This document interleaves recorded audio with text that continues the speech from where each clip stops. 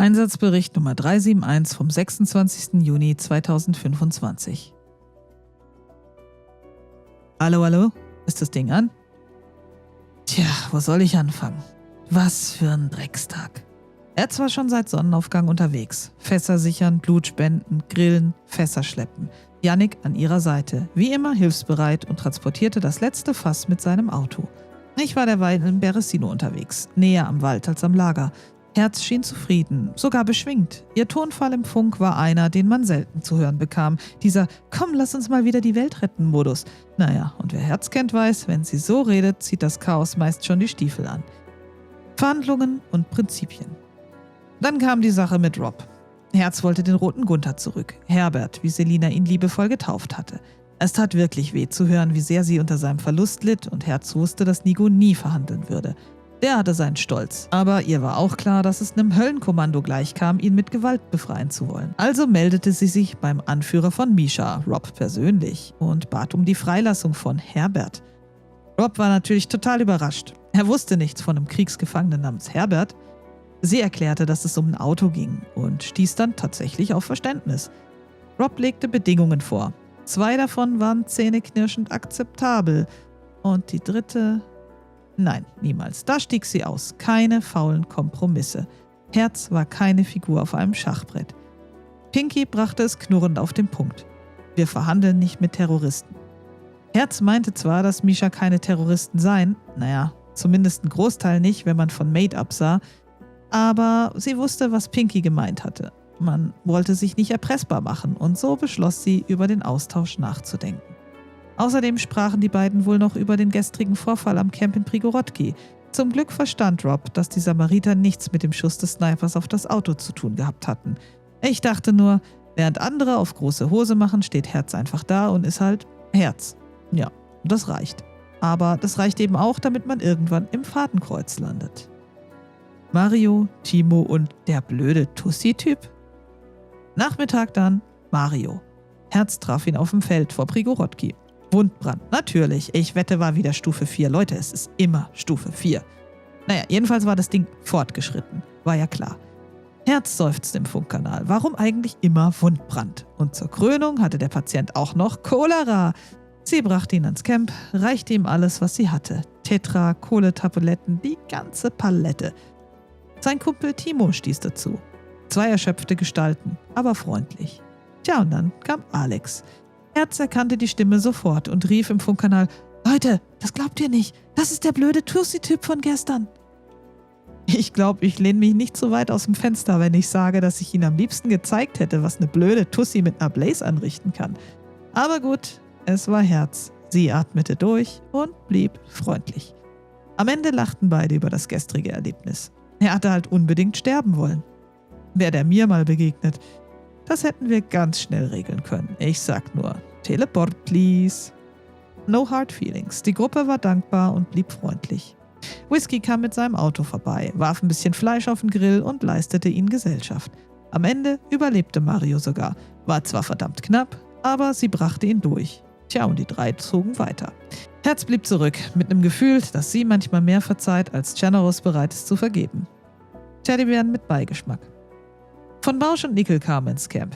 Nickel mit einem rosa Teddybären in der Hand und dem Titel Erzbischof Nikolus für sie beide auf den Lippen. Kein Witz. Herz begrüßte die beiden, aber ich hörte im Funk, dass die Stimmung zunächst angespannt war.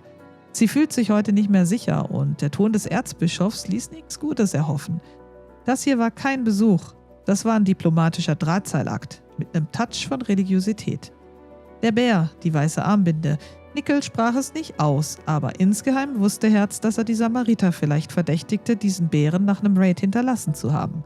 Herz sprach ruhig, aber bestimmt und erzählte den beiden Vertretern der Kirche von Matana, von Tabasco und Charlie, von alten Zeichen, von falschen Spuren, von Leuten, die lieber Teddybären in geradeten Basen hinterließen als nachhaltige Spuren. Die beiden glaubten ihr. Und dann kam was man auf diesem Fleckchen Erde selten sieht: Einsicht. Nickel gab zu, dass der Angriff auf Beresino vor einem Tag aus ihren Reihen kam. Stellt euch das mal vor. Unkoordiniert, aber real. Von Bausch sagte nur, das Problem hat sich verdüngt. Ich dachte an das Feld, an den Schuss, den ich abgegeben hatte. Ja klar, verdüngt. Sie brachten eine Sanitätstasche mit Refuge-Fahne. und den Teddybären als Zeichen der Anerkennung. Herz nahm beides an und beide versicherten, sie würden die Camps im Notfall auch mit ihrem Leben verteidigen. Sie dankte ihnen herzlich für das Angebot. Dann wurden noch ein paar Worte gewechselt. Irgendwas mit Undank von den Leuten in Beresino, aber da Yannick nur noch als Bambi wieder am Camp vorbeischaute, konnte das gleich gemeinsam gelöst werden. Und am Ende haben sie wohl irgendwelche heiligen Tomaten gegessen. Natürlich wieder ohne mich, war ja klar. Tja, und dann wollten beide wieder fahren. Yannick fragte nach einer Mitfahrgelegenheit, aber die beiden lehnten ab. Und da entschied Herz, ihn heimzubringen. Eine verhängnisvolle Entscheidung. Wäre die Frau doch bloß am Camp geblieben. Fin Indomo Tour. Herz fuhr mit Yannick also los, in ihrem geliebten Saka Hoffnung 2.0. Sie wollte helfen, natürlich. Yannick kam heil an seiner Base an, doch vor seiner Tür Menschenfleisch. Zeichen von der Kirche? Oder doch wieder ein makaber Gruß von Charlie und Tabasco? Naja, egal. Herz fuhr allein weiter, Richtung Kelm. Und dann sah sie ihn. Ein Bambi wurde am Heuhaufen von Zombies attackiert. Herz, wie sie eben war, hielt an, rief, »Hey, brauchst du was?« Der Überlebende winkte, aber als sie näher kam, rannte er los, als würde ihn der Teufel persönlich verfolgen. Nochmal fragte sie, »Do you need something?« Er antwortete auf seine Weise. »Ich hätte gern alles. Naja, nur ohne Worte, denn er zog seine Flinte. Der erste Schuss zerschlug das Rückfenster. Sie rief noch, »Don't shoot, please«, aber der zweite traf sie direkt in den Hinterkopf. Ohne Warnung, ohne Chance. Dann Dunkelheit. Ich war zu diesem Zeitpunkt bereits zu tief im Nordwald, als der Notruf kam.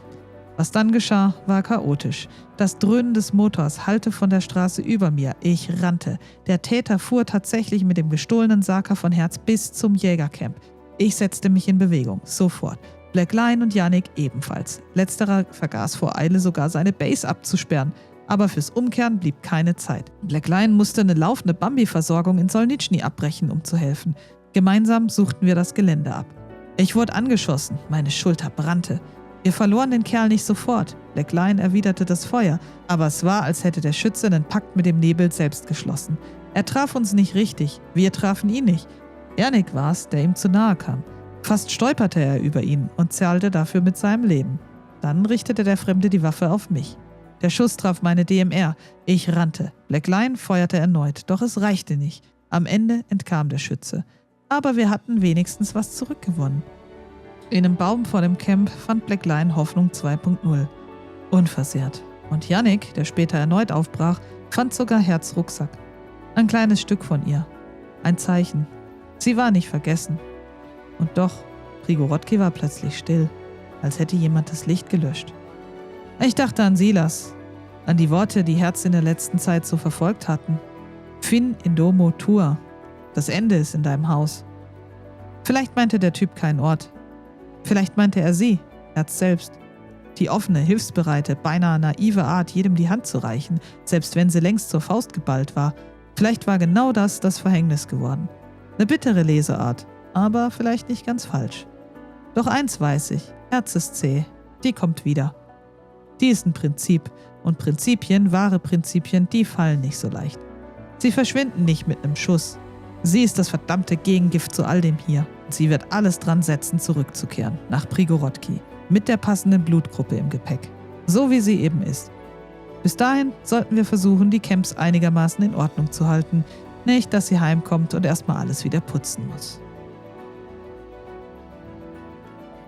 Nummer 371, Ende.